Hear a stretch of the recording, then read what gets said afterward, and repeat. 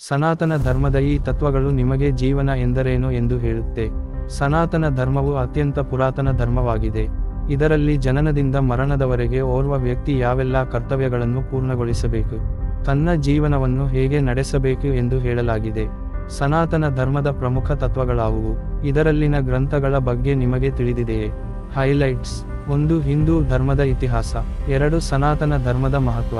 3. ಸನಾತನ ಧರ್ಮದಲ್ಲಿನ ವೇದಗಳು. ಹಿಂದೂ ಧರ್ಮವನ್ನು ಸನಾತನ ಧರ್ಮವೆಂದೂ ಕರೆಯಲಾಗುತ್ತದೆ. ಇದರ ಬಗೆಗಿನ ಉಲ್ಲೇಖವನ್ನು ನಾವು ಅನೇಕ ಗ್ರಂಥಗಳಲ್ಲಿ ನೋಡಬಹುದು. ಸನಾತನ ಧರ್ಮವೆಂದು ಕರೆಯಲಾಗುತ್ತಿದ್ದ ಧರ್ಮಕ್ಕೆ ಬಹಳ ದಿನಗಳ ನಂತರ ಹಿಂದೂ ಎಂಬ ಹೆಸರು ಬಳಕೆಗೆ ಬಂತು. ಇದು ವಿಶ್ವದ ಅತ್ಯಂತ ಹಳೆಯ ಧರ್ಮಗಳಲ್ಲಿ ಒಂದಾಗಿದೆ. ಸನಾತನ ಧರ್ಮ ಎಂದರೆ ಶಾಶ್ವತ ಧರ್ಮ ಅಥವಾ ಸದೈವವನ್ನು ಪಾಲಿಸುವ ಧರ್ಮ. ಇದು ಹಿಂದೂ ಧರ್ಮಕ್ಕೆ ಮತ್ತೊಂದು ಹೆಸರು. ಇದು ವಿಶ್ವದ ಅತ್ಯಂತ ಹಳೆಯ ಧರ್ಮವಾಗಿದೆ.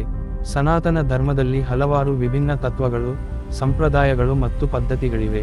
ಆದರೆ ಇವೆಲ್ಲದರ ಆಧಾರ ಒಂದೇ: ಆತ್ಮದ ಅಮರತ್ವ ಮತ್ತು ಮೋಕ್ಷ ಪ್ರಾಪ್ತಿ.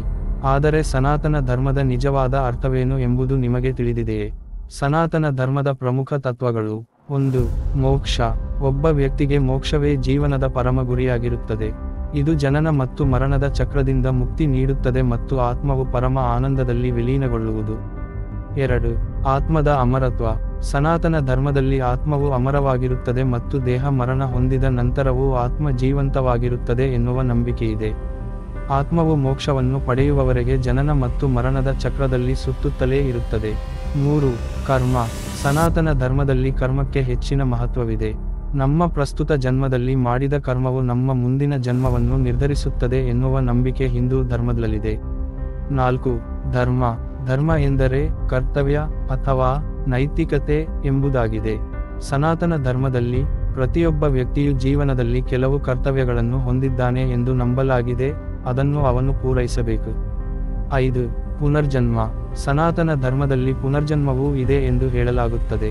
ಸಾವಿನ ನಂತರ ಆತ್ಮವು ಹೊಸ ದೇಹದಲ್ಲಿ ಜನ್ಮ ಪಡೆಯುವ ಮೂಲಕ ಮತ್ತೊಂದು ದೇಹವನ್ನು ಸೇರಿಕೊಳ್ಳುತ್ತದೆ. ಸನಾತನ ಧರ್ಮದ ಕೆಲವು ಪ್ರಮುಖ ಗ್ರಂಥಗಳು. ವೇದ. ವೇದಗಳು ಸನಾತನ ಧರ್ಮದ ಅತ್ಯಂತ ಹಳೆಯ ಗ್ರಂಥವಾಗಿದೆ. ಋಗ್ವೇದ, ಯಜುರ್ವೇದ, ಸಾಮವೇದ ಮತ್ತು ಅಥರ್ವವೇದವನ್ನು ವೇದಗಳಲ್ಲಿನ ವಿಧಗಳು ಎಂದು ಕರೆಯಲಾಗುತ್ತದೆ. ಉಪನಿಷತ್. ಉಪನಿಷತ್ತುಗಳು ವೇದಗಳ ತಾತ್ವಿಕ ಭಾಗವಾಗಿದೆ. ಇವುಗಳಲ್ಲಿ ಆತ್ಮ, ಬ್ರಹ್ಮ, ಮೋಕ್ಷ ಇತ್ಯಾದಿಗಳ ಬಗ್ಗೆ ಹೇಳಲಾಗಿದೆ. ಭಗವದ್ಗೀತೆ. ಮಹಾಭಾರತದ ಸಾರವನ್ನು ಒಳಗೊಂಡಿರುವ ಪವಿತ್ರ ಗ್ರಂಥವೇ ಈ ಭಗವದ್ಗೀತೆ. ಶ್ರೀಕೃಷ್ಣನು ಅರ್ಜುನನಿಗೆ ನೀಡಿದ ಜೀವನ ಮೌಲ್ಯವನ್ನು ಇದು ಒಳಗೊಂಡಿದೆ. ಪುರಾಣಗಳು. ಪುರಾಣಗಳಲ್ಲಿ ಸೃಷ್ಟಿ, ದೇವರು ಮತ್ತು ದೇವತೆಗಳು, ರಾಜರು ಮತ್ತು ಋಷಿಗಳ ಕಥೆಗಳನ್ನು ನಾವು ನೋಡಬಹುದು.